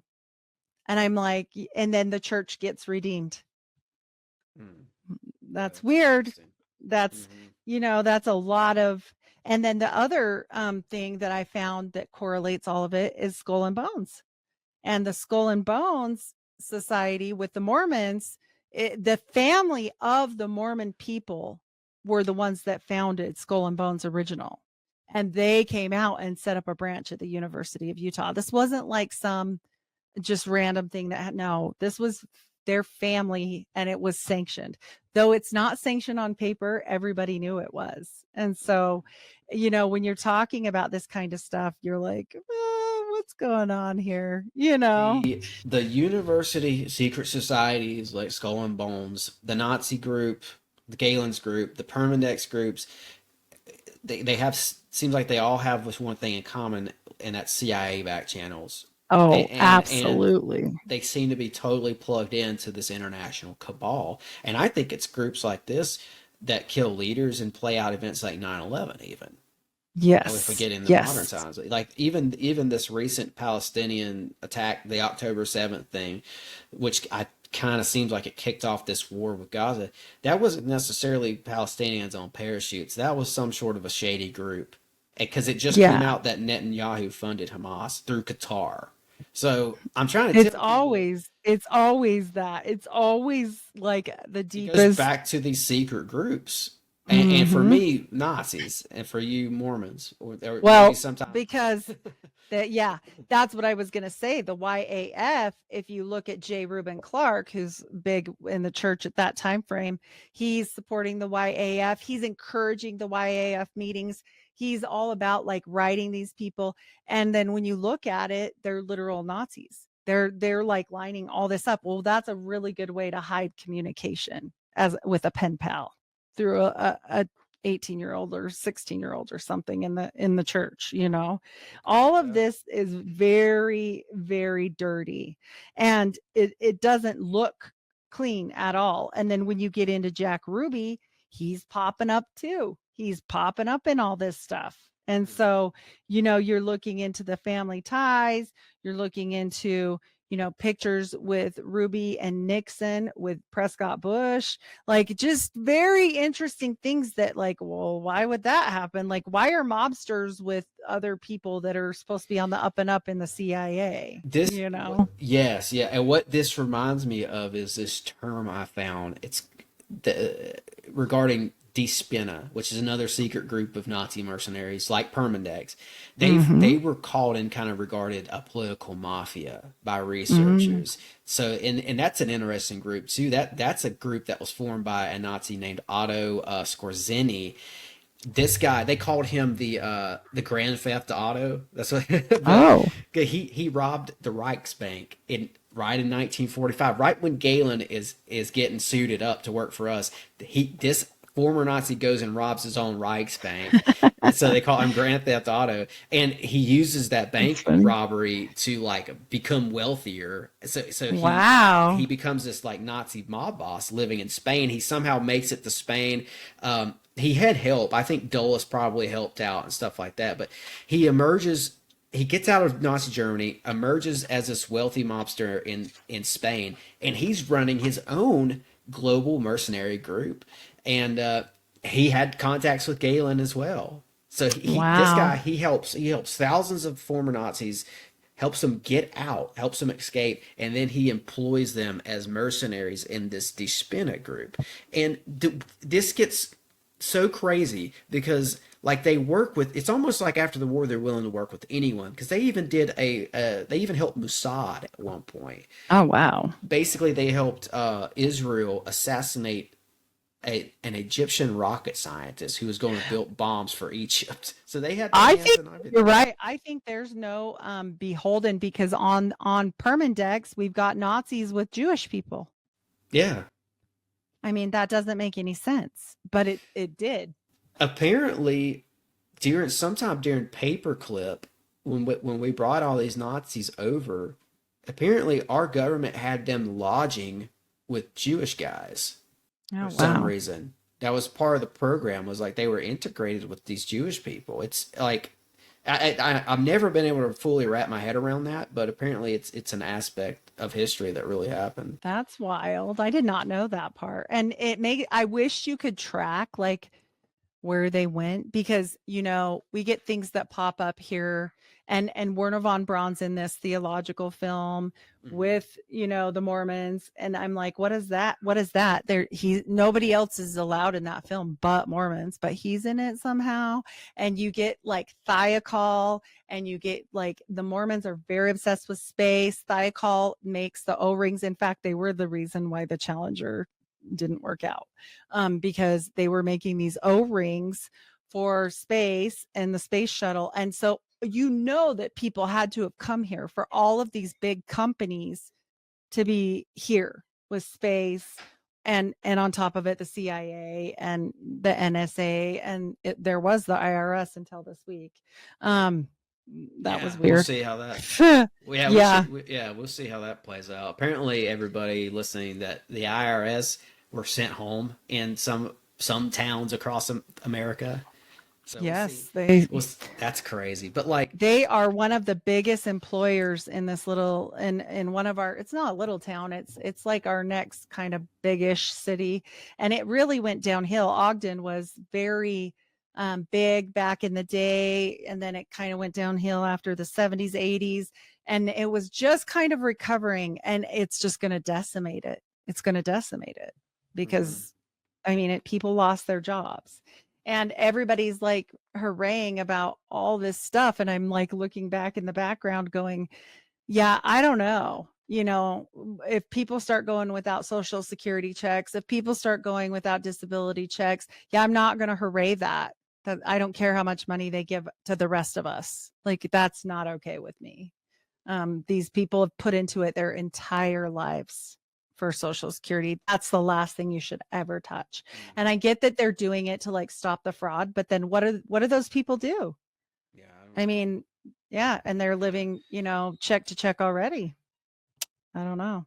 But this all stinks to me like of like international connections that I don't think I could have ever thought about. Like, okay, the Bronfman family and the Bloomfield family are talking to Mormons, but this happens again in the 80s and 90s through, again, the Mormon Tabernacle Choir, through the Mullen Company, once again, Bob Bennett. And they end up doing this weird thing, and I've spoke about this before on my channel, where they end up playing a quid pro quo game, right? Like this lady gets put in, Beverly Bruff Campbell, and they make her this, like, basically she's the madam, but it's not sex. She's hooking up the people at these concerts for the Mormon Tabernacle Choir, and it's like the Pope and like the Mormon prophet, or it's like the CIA guy and the Mormon prophet, or whoever these fancy people are. And for like 1,200 or 2,000, these are not regular tickets sold to you and I. For these expensive tickets where they can probably write them off later, right, as a business interaction, and then they get big comfy red chairs to talk about whatever they need to talk about that night. Yeah. And it becomes a problem. Yeah. So. Yeah, like you said, I mean, I found stuff too in this that I was not expecting to find. It's way bigger, way more widespread, way more far-reaching than I thought, and it's a lot of it has to do with this spy stuff for me. Like moving money is crazy, but like they seem to like guys like Oswald. That's what I've come to find in this research with this JFK stuff. They like, and I think it's because Oswald really was this kind of 007. Who I was trying to remember one of these. We'll just say James Bond. There's another movie guy I was thinking of. I can't remember his name right now, but like, international globe-trotting spy guys. And yes, they love guys like Oswald. And I think it's because they're trained in the ways of military ops and CIA ops. And, Oswald had a book written about him before. Did you know this? Before JFK, there was a guy who wrote a book about him. I think it's the one that talked about him being in an orphanage when he was young. Is it that one? I think it may be. It's Thornley. He served with Oswald on a base. Okay. Because, and that's another element to this. Oswald, if you look into his past, he jumped from base to base to base. So, because they were training him spy stuff everywhere. So yes, but by the time he gets to Thornley found him to be such an interesting guy that he writes this book about him, and he did see him as this like Casablanca 007 type. And he talked about how he thought Oswald was a MK Ultra mind recipient. I think it may have been, and I will tell you for RFK, it definitely gets into that. And I will say this, is that when they look at the mind control aspect of things, they know what they're doing the whole time. Like they are programming this from the get-go. Like he didn't just get chosen. There was probably something, my guess is, in his testing, right, that showed like maybe he gets hypnotized easier, which is the case with Sirhan. And even Bobby Kennedy, one of his things, and I think this is what really put the heat out for him when we get into the next one that was the Patsy, unfortunately, is all these people are surrounded by completely, like, just on every level, some sort of three-letter agency. Even his wife, even though she was supposedly like a prostitute or whatever, when he gets married to her and takes her out of Russia, like her dad. And her dad was like, yes. And I'm like, he literally had no chance. Like, it's kind of sad. Well, if they weren't. That ties into Galen. I think because Reinhard Galen has such an extensive spy network established in Russia, I think he was helping Oswald move around and navigate in Russia. And I think I think he got him in there, got him in touch with this general. Oswald ends up with the guy's daughter, and then Galen gets them out of Russia somehow and over here with no problems. He's no problems. Around. Yeah. And then we've got Mayhew, who is another, actually, Mission Impossible is his life is supposedly, that's like his life, I guess. Yep. And so we've got him on the other side, one generation up, that's doing the same kind of stuff, you know. And he's Jason Bourne a minute ago. That was the name. Yeah. It's so weird because he's like literally involved on every level, because he didn't just work for the FBI and the CIA and for Howard Hughes, and he's in with the mob. I mean, I don't think you can get any further. Like, really, he's international as well. So I'm like, all these people that they can basically use, but like nothing ever comes back on them. That's where the mind control element comes into this, though. They like guys who have been in these programs where their heads have been tinkered with. I think that's where you see this MK Ultra connection here. And like Thornley said that he thought Oswald was a Nazi breeding. It was part of a Nazi breeding program, which is way out there. But you know, so there's that Nazi connection. Is it? Is it when you start talking about the Epstein stuff that's coming out recently? I mean, I definitely see it as a possibility, but I also see the MK Ultra thing. I think it seems like a lot of these assassins in modern times were part of MK Ultra somehow, or a program like it. I mean, they were all like reading the same book too. They're all reading Catcher in a Rye. Yeah. Like, when we get into RFK, the doctor that basically performed all of it on Sirhan, which is sad because he's still alive and he's still in prison. Diamond. Yeah, and he just ran his mouth all the time to his hookers. And it came out later, like he was like, yeah, I freaking, you know, did that. That was me. Like, I think he wanted the clout, you know, because he kind of had a big ego. And it's funny because some of them do that and some of them don't. But we sit there and watch, you know, the fruits of their labor turn into a nightmare. You know, it's sad. And even Bobby Kennedy, like I said, I wished I had paid attention to the Howard Hughes stuff earlier. And so that tells you right there, you know, what will somebody do for money? You know, not like what did you need, Howard Hughes? You had enough money that it's still going and will still continue to go for who knows how long, you know, and it's wild. Was that Dr. Diamond that was Sirhan? I think it was. It was. So there's this doctor. He was a MK Ultra Berkeley psychologist guy. As part of an MK Ultra project called Dr. Diamond. I think he was involved with Sirhan and with Mark Chapman, who shot John Lennon. Oh. And both Mark Chapman and Sirhan mentioned Catcher in the Rye. And Chaplin had a copy of Catcher in the Rye on him right after he shot Lennon. He sat down and started reading it. I think Hinckley, who shot Reagan, was reading it too. But there's like this clear connection between assassinations in that book. Like it's almost like there's activation triggers in the book that signal certain parts of your brain to make you feel a certain kind of way or something, like something is happening between the hemispheres. Because why does Chapman sit down and start reading this book after he shoots someone? It's almost like he couldn't get enough, or he wanted to get into a certain mind state or something, like before he got or a trigger. Like Sirhan has stated on the record. It was Dr. William Teeter, a psychiatrist, I believe. Now that's just a quick Google search, so I'm not 100. That could have been the one at Core. Yeah. And so he said, well, I think he was the one that definitely concluded that he had been hypnotized, and he actually thought that he was at a shooting range, and he liked Kennedy. He had been quoted by saying like all kinds of nice things about Kennedy and all of it. So he thought and honestly, he wasn't the one that killed Kennedy. And even RFK Jr. knows it. And it's sad.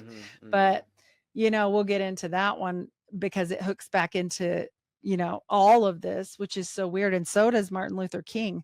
But what the end thing is about the Kennedys, that why are they so special? You know, why are people coming after the Kennedys? They were the first people that were going to integrate blacks and whites and different things. They were very above their time on that.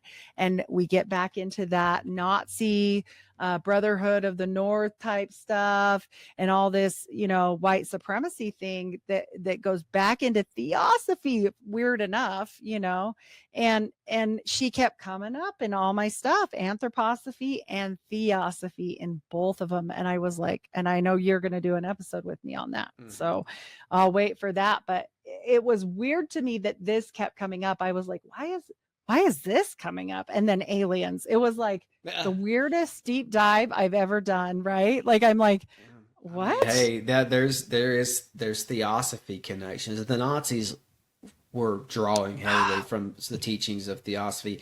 We can get into this later. I don't think. I don't think Helena Blavatsky was all bad. I think some of her messages were taken and used for bad when they weren't necessarily. Well, they kind of put her in like a prison, like a mental weirdo prison there for a minute. So we'll wait on that.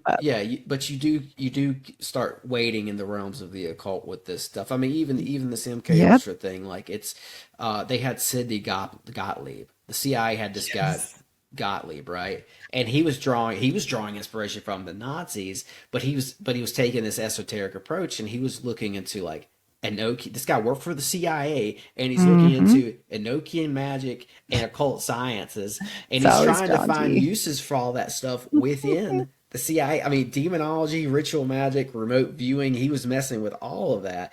And wow, he's dosing people with LSD, and he's feeding them these new age occult theories, just kind of like Charles Manson did with the Manson girls. It's like Charles Manson was trained to do that from one of these. It is like doctors. He was trained. And where was he? He was also in an orphanage for a time, and so was Lee Harvey Oswald. Exactly. And it's very interesting to me on all of that. And this Permandex rundown, this was quick and dirty.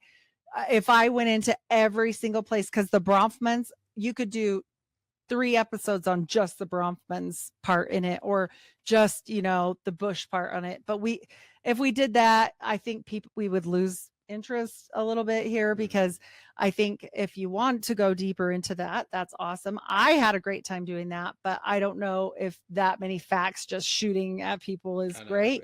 Yeah. And so I want to explain that, because people are going to say, you guys missed this and you guys missed that. Of course, this is a spider web. Of course. Yeah. It's more so the stuff. It's the guilty by association stuff. It's the stuff that surrounds Permandex that I wanted to focus on, like going deep into Permandex itself. I mean, I don't know. I feel like I learned more about how that works by studying some of the other operations just like it that we know more about. Like there's more historical data on, like, for instance, like what Reinhard Gehlen was doing and how he has an almost identical network to Permandex. So by studying what he did, I'm learning how something like Permandex would have operated or would have been possible. And still probably is. They just had people that kept their mouth shut. They went to prison. I mean, some of these guys went to prison, E. Howard Hunt, I believe it was, that went to prison.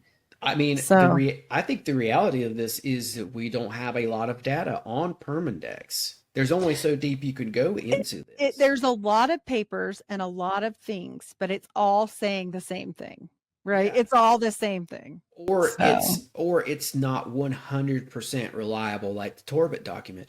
A lot of what we know about Permandex goes back to that Torbit document. Yes. And that was LBJ's guy. Somebody from LBJ's camp. So you have to take it with a grain of salt. But he did leak. It's like the 1970s version of a leak on the internet. He did leak stuff in that. But, I don't know. I didn't. I was like, I could. But Bloomfield, that'd be an interesting guy to go into. I think we did. Oh, Bloomfield is definitely very interesting. And they did hide things, really, like where he was the attorney. They said on the letterhead, they removed him after some of this stuff started coming out, but he was still working there. Like they did some little stuff like that. And back in the day, I guess that's what you had to do. But now with the internet, if it's out, it's out. But I am curious what he's going to let out, because it's going to go back to this Roy Cohn. It's going to go to resorts. It goes from Roy Cohn. Well, it goes from the Meyer like whole situation with the Mormons and with Bennett and the Mullen Company, which, like I said, leads to Watergate. Then it goes into this whole situation with Roy Cohn and Resorts International. And where does it land? It lands on Trump. And you would think he would want to keep that on the DL. So they have to have a reason. That's why he didn't do it the last time. He promised the last time and he didn't do it. Well, we kind of know why. Uncle John's in there, his best friend's in there, like all this weird stuff's in there. And I'm like, it doesn't make a whole lot of sense for him to release it. But obviously RFK's on board. So it must be good enough, whatever they did. Yeah. I mean, and you know who else wanted to release the aliens was Nixon. And you know he was a super good friend of Donald Trump. Yeah, that connection is fascinating. I mean, later in life, Nixon moves to New York, gets an apartment on Park Avenue, hangs out with Trump, to the point where they, like we've talked about this, they had the same minister there in a church there. But anyways, like Trump gets a letter of recommendation from Nixon to chase after the presidency. And I think Nixon even wrote in there, my wife has foreseen a victory for you. So he had a psychic that saw it. He was all into this weird psychic. Yeah. But the Nixon stuff is crazy because Nixon may have actually done the deed of taking all the UFO files and everything we had and making them privatized and turning them over to the aerospace companies like Lockheed and Boeing and Raytheon. So and that would explain why this fight of disclosure has gone on as long as it has, because it's somewhere along the way it's almost as if it got out of the hands of the government and went into the hands of these private companies. And I think Nixon, there's a case to be made that Nixon was a part of that. And it just makes sense that maybe Nixon shared some of that with Trump. But also when you look at stories surrounding Nixon, like the Jackie Gleason story. Jackie Gleason, this big actor who was friends with Nixon, apparently they were drinking one night. And I don't know if they hopped on Air Force One or they got in a helicopter or what, but they ended up, Nixon took him to one of these bases, like a secret facility, and showed him some UFO stuff. I don't know what it was, but whatever it was, it changed Gleason's opinion, and it changed the man overnight because he went on to build a house in the shape of a UFO. He overnight became interested in the topic. Gleason's wife attested to it. He just became a UFO fanatic almost overnight after this, whatever Nixon showed him. And I think it goes to show that Nixon had access to that stuff and was probably hands-on in the process of moving it to the aerospace world. I definitely think they've got their hands on a lot of it. And one thing's for sure, there's little nods all along the way with the Mormons, like with Werner von Braun, and they're friends with Disney and all this stuff. It can't just be Freemasonry, you guys. There is a brotherhood, and I do believe there is a cabal that runs this world that we have no idea what it is. We get little glimpses, like you said. We see little things, but I think each one of them has their piece of the puzzle. And they're like, you don't get mine, I don't get your, like they're all holding so tight, and they're never going to just let that go because it's complete power. It's complete power. There's no way they wouldn't have a whole index, a permanent index of people to kill unless there was a reason to do that. And I think it's that. In my opinion, this is the way you study a group like Permandex, by studying some of the groups just like it that surround it. And another one, and you're right, there's multiple groups. Sometimes they work together, sometimes they feud, sometimes they're isolationist because they do act like a nation they have enough power. But there's the Bilderberg group. It's just it fits into this in a way too because it was formed by an ex-Nazi who was, you said IG Farben earlier. He was on the board for IG Farben. It's this guy named Prince Barnhart of the Netherlands. He was a former Nazi. He was in bed with Martin Bormann and Juan Perón down in Argentina. Those guys went to Prince Barnhart for help. So he's got all these connections as well. Well, and I think possibly JFK might have snubbed. So if it's true what they say that Hitler lived and they went to visit them in Bariloche, right? Right. He was one of the ones that never went, but Trump did. Right, right. Yeah, there's only a couple presidents that didn't go down there. Yep. JFK and Carter, maybe. I think it might have been. Yeah, I know JFK didn't go, and I think maybe he did.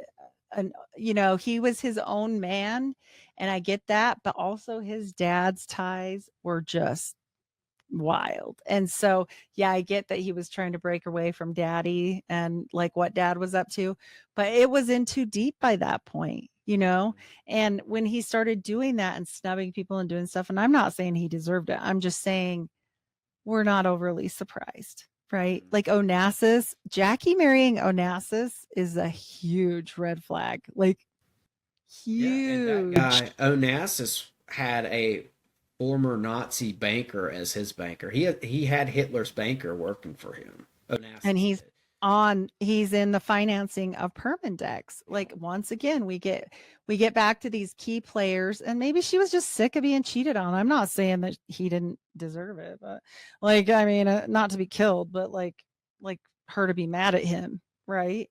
Yeah, sure. But there's a better way. But then they were Catholic, so maybe they couldn't get a divorce. I don't know, but I'm just saying, like, all these things, when you start to look at them from backward, yeah, it's such a huge thing now. But then if somebody was like, you know what, my husband, it's impossible, and the Maryland thing, and that was bad, and talk about MK Ultra people, but her showing up and singing Mr. President, I do feel like it possibly pushed her over the edge.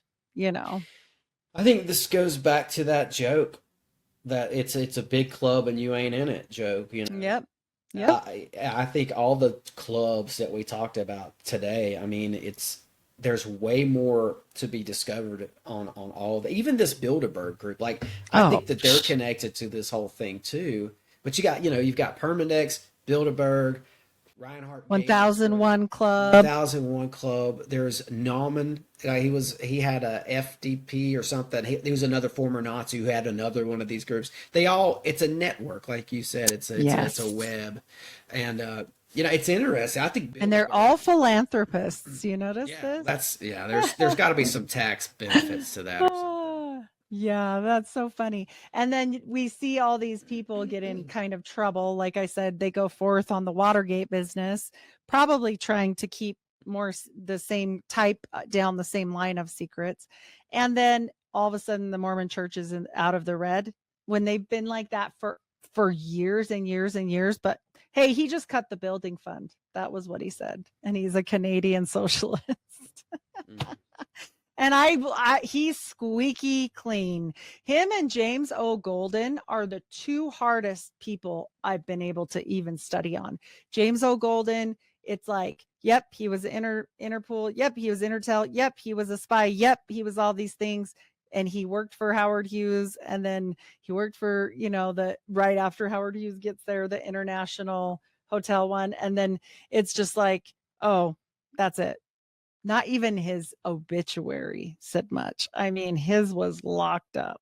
And so, but what was funny was he must have turned code on all of them, because after he's there for just like maybe 1 year, he comes back here and he's over the crimes for the mob. And I was you were working for the what? You were working for the mob. Like that had to be a dangerous job, I'll tell you what. But it's like that with these things. And it's not just Mormonism. Catholics, we could do this. I bet we could find another Catholic Permandex. We could find, they're everywhere. And it's just like you said, it's like the elites that are hiding in plain sight. Yeah, That's all it that's is. what this boils down to. And I think a lot of researchers haven't touched Permandex because this is so dense. Oh, it was so hard. It's almost like you need a whiteboard or a blackboard because I mean, think of all the names that we went through today, and we did not even go through all the names of the people involved with to this. just organize it, to know which way. Yeah, it was too much. I have like probably 50 or 60 pages of notes on this and all these books and everything. My husband came home the other day, the whole bed's covered in just crazy stuff. And I'm like a mad scientist in there. And he's like, what are you doing? I thought you had it all your notes. And I'm like, I don't know how to tell the story. How do you condense it? I don't know. Yeah, I was like, well, is this important or is this important or is this more important? But you don't want to make it like 20 shows because you're not going to have very many people stick around for 20 of this. Yeah. Well, I mean, I would because I'm fascinated. But I think what's interesting is maybe we struggled with something that Garrison himself struggled with because Garrison is looking into who killed JFK and he stumbles across Permandex. And the weird church. And the weird church. Yeah. Yeah. And all this stuff. It just opened up this doorway for him to this shadow world of elites and how they interact. It was probably overwhelming for him. Oh, I'm certain of it. And plus, people are dropping like flies. 17 people. Everybody you try to bring in is dead. And so, and not just them, like their families. And like, it's just this horrible, death situation. So I don't blame him for wrapping it up. Yeah. I mean, the bit, I don't blame him either. That's why, and I'm serious, like you go and search Permandex, you're not going to get much on this because it's so dense. Even if you search the players, it's so extended. Like he said, you're going to go into Nazis and then you're going to go into Italian fascists and then you're going to go into the mob and you're going to go into Howard Hughes and you're going to go into the Mormon church. Like, really? I mean, every time I opened something else and I would see another thing, I was like, oh my gosh, I just wanted to do one thing. I was just trying to talk about this one thing. And it was only because Bob Bennett's ties to Howard Hughes, and I was like, oh, this will be simple, blah, blah, blah. No, it wasn't. But it was definitely eye-opening. And like, I can't imagine being Garrison and knowing one thing. There is nowhere for you to hide.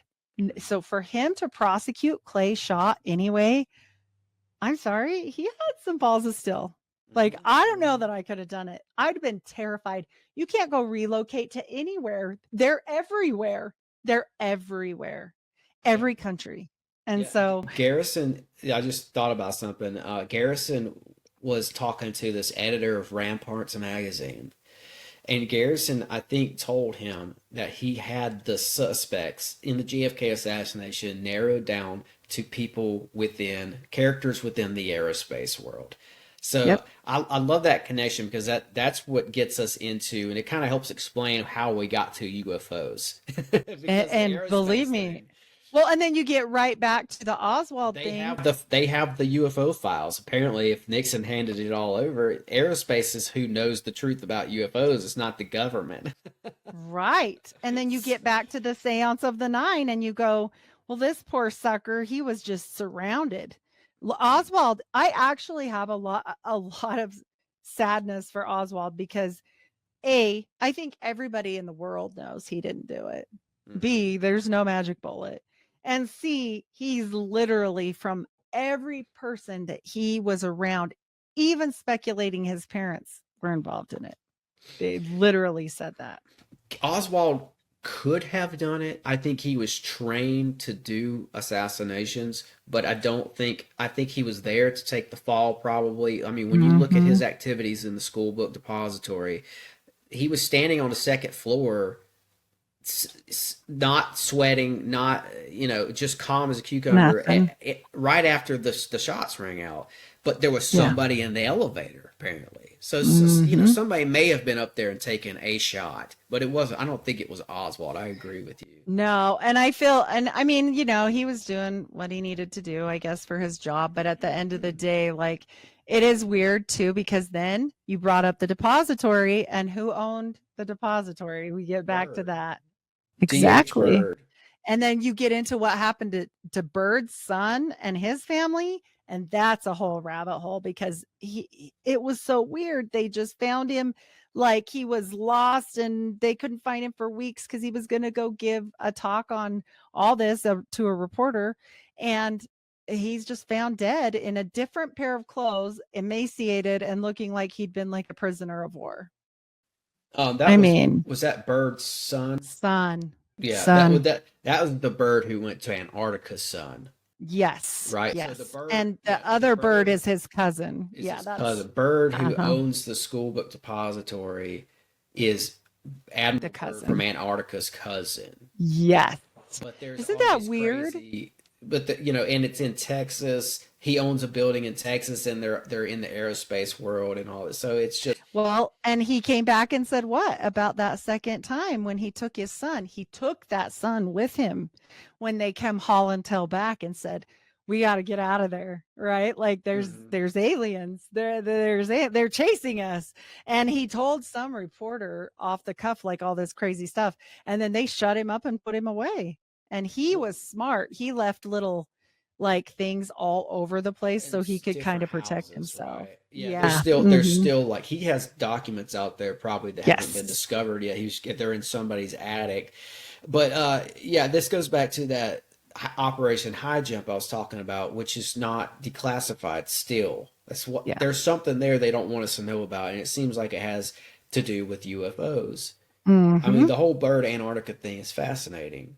So fascinating. Like something, and I think it involves the Nazis. Like, I'm not going to go into it this late in a program, but they were, something happened down there with the Nazis with I don't know if there were aliens or not.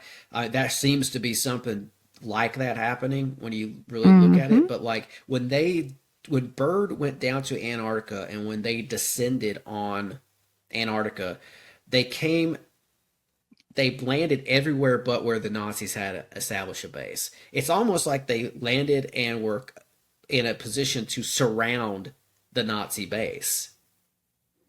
It has the Nazis involved somehow with whatever happened. For sure. They didn't lose anything except their position of where they lived.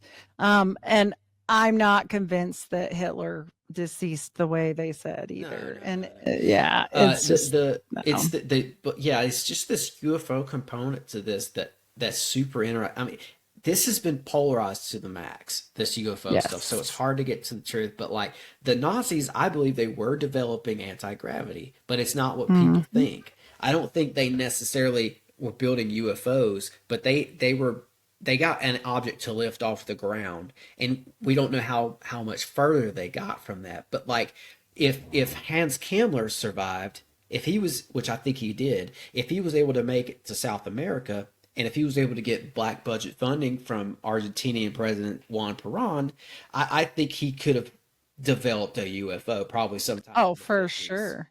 For sure. He's the guy who had this facility under Kasai Castle in Poland where they were working on the Bell.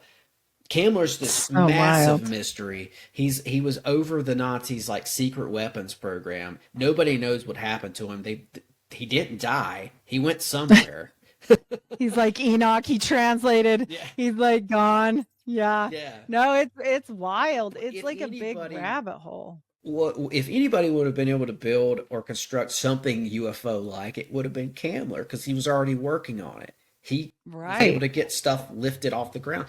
So, like, this is a whole other rabbit hole, but you do see stories like, I think it's Michael Herrera who came out with a story sometime in 2006 where he and his unit, he was U.S. military, his unit landed in Indonesia after a tsunami. And they were trying to figure out where they were. I think they were lost, so they went up on top of a hill to get directions. And once they get up there, they see in the valley next to them, there's a ship there. There's a UFO sitting there. So they suit up and go down there and investigate, and they get surrounded and subdued by some one of these international forces of mercenaries. Nobody knows who they were. They're wearing black. They were military trained because they were able to subdue our military, which is hard to do. And they had like an accent, like an American accent, I think. So somebody along the way judging by stories like that, somebody figured out how to build a UFO, and they've got definitely or something. They've got they know they're all making these end of the world fortresses, all the rich people, all this stuff happening. They know stuff we don't know. There's no way. It seems like Hughes knew about this too. Just he knew things he said. He knew about this technology. He knew. I think he possibly either gave. He who has the king plays with the castle, right? They took him and they had him until his death.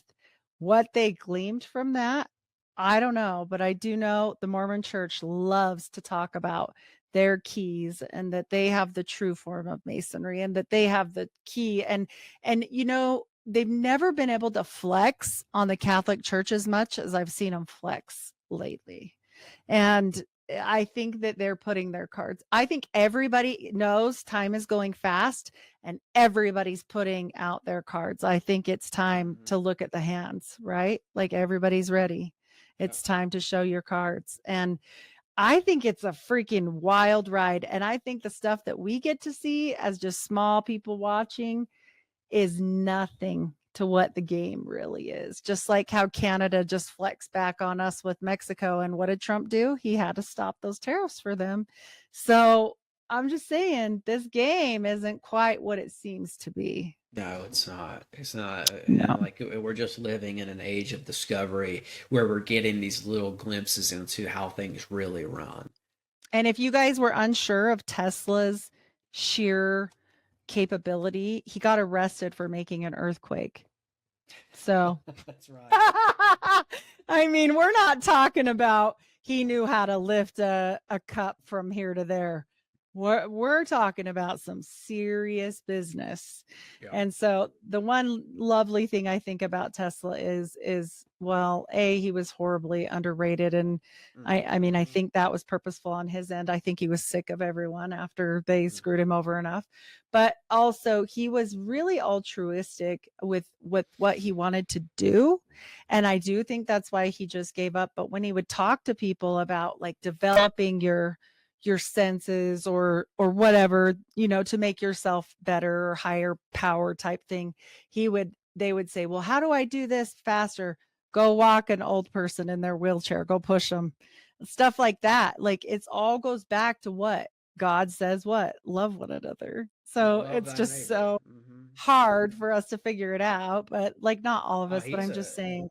What an interesting case study that guy was. I mean, you know, he's got a place on the table when we're talking about advanced technology. You know, that's so crazy. The thing is, I mean, if we would have used Tesla's technology, we would be living in a different society. You probably wouldn't have to pay an energy bill every month to some company. And you know, I could keep going, but which is why they didn't want him to do that. You know, they've hoarded it all. I'm sure they had all of this. Edison's model because they could profit off of it. Yes. That's why we have these stupid power line poles up. They look dumb, and they, you know, anytime a storm comes through, you don't have power. It's dumb. We could have done it underground using Tesla's model, and it for free. The earth, you can move energy around within the earth for free. Yes. It's so dumb. It's just, you know, everywhere you look, some rich guy has gotten a hold of one of these brainiacs and got either shut down their technology or used it to make a profit. And you know, well, do you know even Howard Hughes's dad did that? You know, his fancy drill bit that and not that he wasn't smart, he was an attorney and everything, but his fancy drill bit that he got, he was sitting by some guy at a bar that was like, look at this invention. And the guy and he was like, hey, I'll give you $200 for that. He's a millionaire, you know, and back then that was a billionaire. Yeah. So, yeah, exactly. Van Tassel fits in, T. Townsend Brown. There's a lot of these guys who were stumbled onto this technology that could have changed the world, the way we live. And instead that technology was like grabbed up or kept under wraps. Harbored. And you know, not to run in circles too much around Trump, but it seems like Trump is privy to some of that technology. Oh, he definitely is. And so with that, we will say we won't condemn the man. I'm not into that. But I will say this, we have to watch the fruits of his labors. And right now I am concerned. It's a lot going on at a really fast pace. And I just don't know that that's how you make a good change in the world. It's just a lot right now. I think these things should be slow and thought out and methodical. And you've got somebody like Elon doing crazy salutes. It does concern me. I don't trust him at all. Trump is one thing, but Elon, no, that's another. So with that, we will say we always give it to God. He's got our back. And, we know how this thing ends. They can only do this for so long. And that's why they are not happy about it and want to keep us around, So yeah, well, this has been great. I mean, we covered a lot of I ground. had a fun time. Yeah, we did. Definitely we did. And so hope you guys liked it. I know they've waited forever for the Permandex episodes. Here's Permandex Plus. It's more than Permandex. So it's definitely more than just one topic. And that's because I think it is more than one topic and it's probably here to stay. Yeah. So with that, Tim, let people know one more time where to find you. Yeah, thanks. It's been great, and like I wouldn't go back and redo this episode for anything. I think learning how an operation like this works and how it does work, and just how it's just this web, like you said. But we don't have to know exactly what played out with Permandex to understand what kind of stuff they do and what kind of stuff they are up to. So anyway, I just want to say that I really, really enjoyed what I gleaned from this episode. But yeah, I'm Tim Constantine. My show is Sixth Sensory Podcast. I'm on Spotify, Apple, YouTube, and Patreon. And Instagram. Check out my Instagram. Oh, yep. And IG. And I am Heidi Love. I'm everywhere podcasts are served. I do have a Patreon and my own website, unfilteredrise.com, podcast.com. And then I also do YouTube, but I only drop there once a week because some of the stuff I talk about just gets me in trouble there. So twice a week on Spotify, once a week otherwise if you find me on YouTube. So I appreciate you, Tim. It's always a blast. I always have a fun time chatting. So thanks again.